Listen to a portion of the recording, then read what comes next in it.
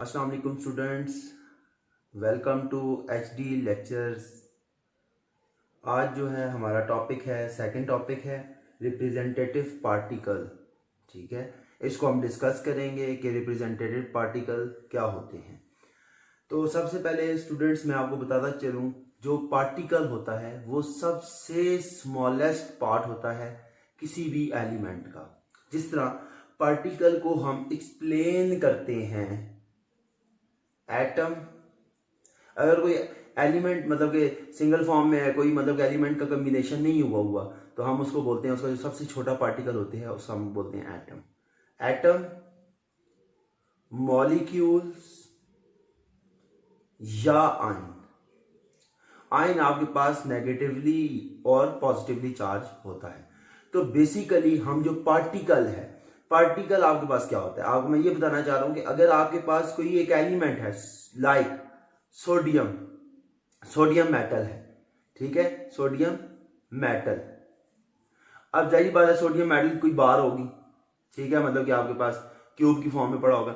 इसका जो सबसे छोटा पार्टिकल है उसको हम क्या बोलेंगे, एटम। इसी तरह आपके पास बेटा एक कंटेनर होगा, ठीक है, उसके अंदर वाटर पड़ा हुआ है H2O। इसका जो सबसे छोटा पार्ट होगा, सबसे छोटा पार्ट, स्मॉलेस्ट पार्ट, वो क्या कहलाएगा आपके पास, जो छोटा पार्ट है, लाइक एक मैं यहां पे स्ट्रक्चर बना लेता हूं, ये सबसे छोटा पार्ट कंसिडर कर लेते हैं, ये आपके पास कहलाएगा मॉलिक्यूल।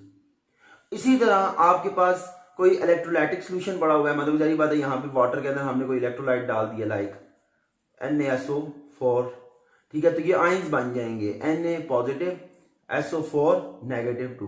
तो ये जो आयन है, इसे जो सबसे छोटा मतलब कि आपके पास इलेक्ट्रोलाइट का जो सबसे छोटा आयन है, एक पार्ट है, स्मॉलेस्ट पार्ट, उसको हम बोलेंगे आयन।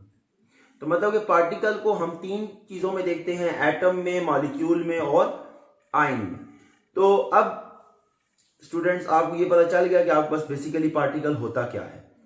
तो पार्टिकल आपको पता चला, इसके बाद हम जो है ना डिस्कस करते हैं कि आपके पास एवोगैड्रोस नंबर क्या होते हैं, क्योंकि हमने बेसिकली रिप्रेजेंटेटिव पार्टिकल जो है वो हमने एक्सप्लेन करने हैं अकॉर्डिंग टू एवोगैड्रोस नंबर। तो सबसे पहले हम देखेंगे definition of Avogadro's number. Definition है the number of atom, the number of atoms, ions और molecule, the number of atoms, ion और molecule present in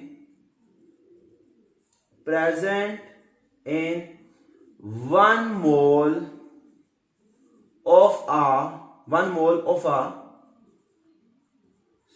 substance, 1 mole of a substance is called Avogadro's number।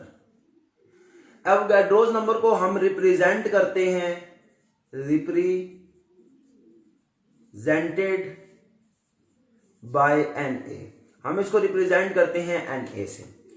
तो student सबसे easy example के साथ मैं start करूंगा। जिस तरह मैं कहता हूं 1 मोल ऑफ ऑक्सीजन एटम, आपके पास ऑक्सीजन एटम का सिर्फ एक मोल है, वो कंटेन करेगा 6.022 इंटू 10⁻23 पार्टिकल। और ये कौन से पार्टिकल है, एटॉमिक पार्टिकल है, एटम बने। ठीक है बेटा, अब मैं आपको सबसे पहले ये बताता चलूं, जिस तरह हम कंसिडर करते हैं 1 डजन का मतलब होता है 12।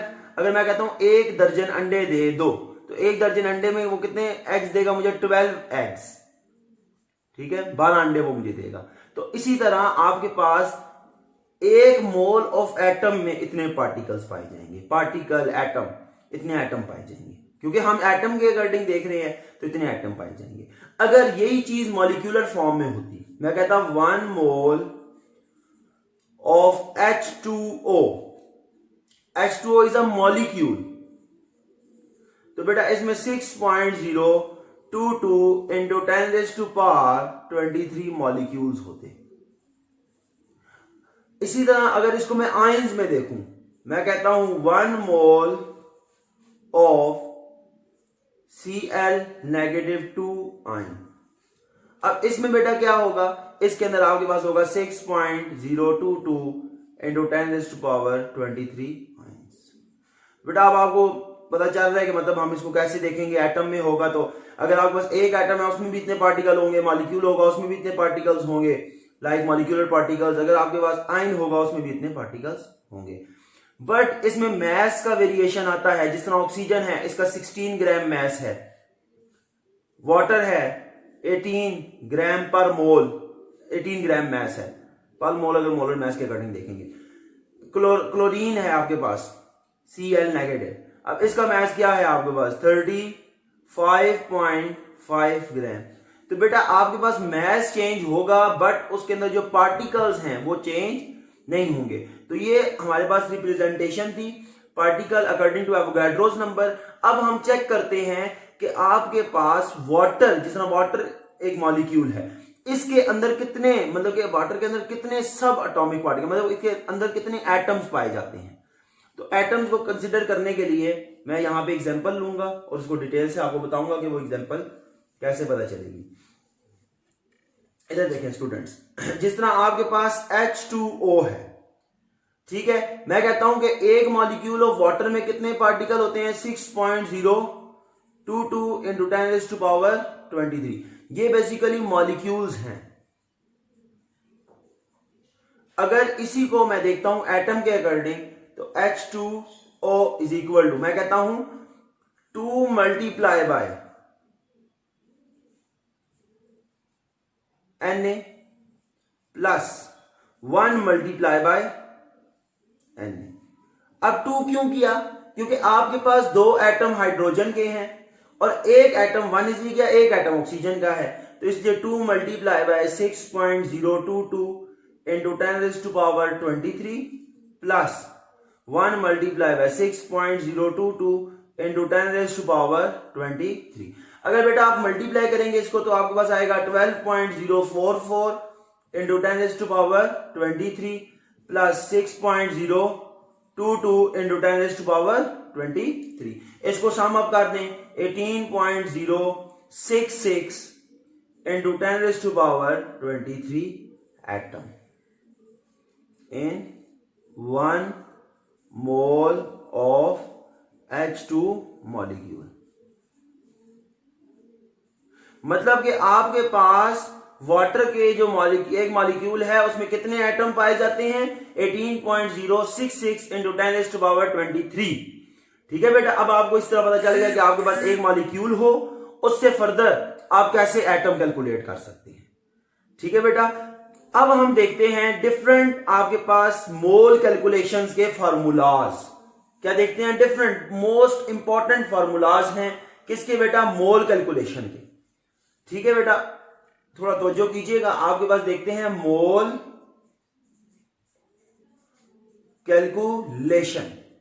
मोल कैलकुलेशन के बेटा इंतहाई इंपॉर्टेंट फार्मूलाज हैं, आपको ये आते होंगे तो स्टिकोमेट्री के अंदर हम न्यूमेरिकल्स को इजीली सॉल्व कर सकेंगे। सबसे पहले फार्मूला बेटा है नंबर ऑफ मोल, जिसको हम n से रिप्रेजेंट करते हैं, is equal to given mass, जिसको हम स्मॉल m से रिप्रेजेंट करते हैं, डिवाइडेड बाय मोलर मैस, जिसको हम लार्जर m से रिप्रेजेंट करते हैं। एक फार्मूला आपके पास बेटा ये है। सेकेंड वन फार्मूला है number of mole is equal to number of particle multiply by, sorry, number of mole is equal to number of particles, और आपके पास क्या आएगा डिवाइडेड बाय Na। तो ये आपके पास एक नेक्स्ट फार्मूला है। और बेटा आपने तवज्जो देनी है, जब भी पार्टिकल का वर्ड आएगा, पार्टिकल का मतलब होगा एटम, एटम के पार्टिकल्स, मॉलिक्यूल्स के, कहेगा अगर नंबर ऑफ मॉलिक्यूल्स कैलकुलेट करके दें, नंबर ऑफ एटम कैलकुलेट करके दें, नंबर ऑफ आयन कैलकुलेट करके दें, नंबर ऑफ मॉलिक्यूल्स, और या फिर आयन। तो बेटा आपके पास इन तमाम कंडीशन में एक ही फार्मूला लगेगा, number of particle divided by N A. Particle को आप चेंज कर देंगे एटम में, मॉलिक्यूल में और आयन में।